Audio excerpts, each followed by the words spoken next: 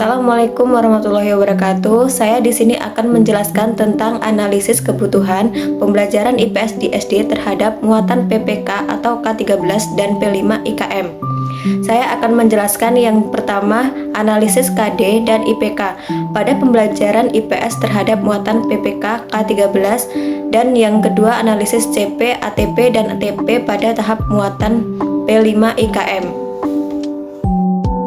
Penguatan pendidikan karakter atau PPK adalah gerakan pendidikan di sekolah untuk memperkuat karakter siswa melalui harmonisasi olah hati atau etik, olah rasa, estatis, olah pikir atau literasi, dan olahraga atau kinestetik dengan dukungan pelibatan publik dan kerjasama antara sekolah, keluarga, dan masyarakat.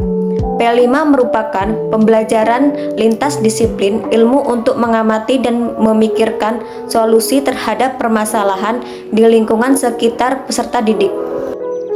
Analisis KD dan IPK pada pembelajaran IPS terhadap muatan PPK atau K13. Pengertian kompetensi dasar. Kompetensi dasar adalah bentuk penguasaan peserta didik terhadap pengetahuan, perilaku, keterampilan, dan sikap setelah mendapatkan materi pembelajaran pada jenjang pendidikan tertentu. Kompetensi ini dikembangkan berdasarkan karakteristik peserta didik dan harus mengacu pada kompetensi inti yang telah dirumuskan. Perbedaannya dengan kompetensi inti adalah sebagai berikut. Kompetensi inti: penjabaran antara muatan pembelajaran, mata pembelajaran, dan program studi sebagai upaya untuk mencapai standar kompetensi lulusan atau SKL. Kompetensi dasar: kemampuan peserta didik untuk bisa mencapai kompetensi inti. Tujuan kompetensi dasar: tujuan mengacu pada aspek yang hendak dicapai di dalamnya, yaitu sebagai berikut: meningkatkan pengetahuan di bidang kognitif, mengasah bakat, minat, dan kemampuan, mengajarkan norma-norma untuk mempraktikkan segala tugas yang menjadi tanggung jawabnya, memperbaiki sikap individu.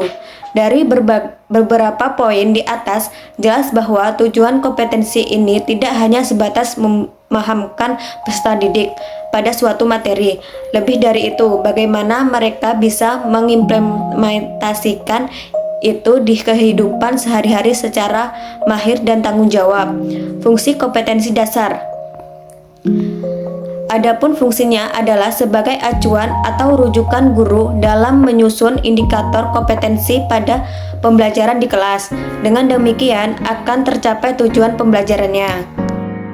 Proses analisis untuk menganalisis suatu kompetensi dasar tentu tidak bisa dilakukan secara instan dan terburu-buru, melainkan harus dilakukan secara sistematis, detail, efektif, dan tepat sasaran. Untuk itulah analisis ini dilakukan melalui beberapa proses berikut. Yang pertama, analisis tugas. Yang kedua, pola analisis. Yang ketiga, research atau penelitian. Yang keempat, expert judgment. Yang kelima, individual group. Yang keenam, interview data. Yang ketujuh, role play. Pengertian indikator pencapaian kompetensi. Indikator pencapaian kompetensi adalah penjabaran dari kompetensi dasar, yaitu berupa perilaku yang dapat diobservasi atau diukur. Tujuan dari indikator pencapaian kompetensi ini adalah untuk melihat ketercapaian dari kompetensi dasar peserta didik dan digunakan untuk acuan penilaian suatu mata pelajaran. Fungsi dan tujuan indikator pencapaian kompetensi. Sementara itu, fungsi dan tujuan dari indikator pencapaian kompetensi adalah membantu guru dalam mengembangkan materi pembelajaran yang disampaikan ke peserta didik. Yang kedua, membantu membuat desain kegiatan pembelajaran, merancang dan melaksanakan penilaian hasil belajar, membantu siswa untuk mempersiapkan diri mengikuti penilaian, baik tes dan non-tes.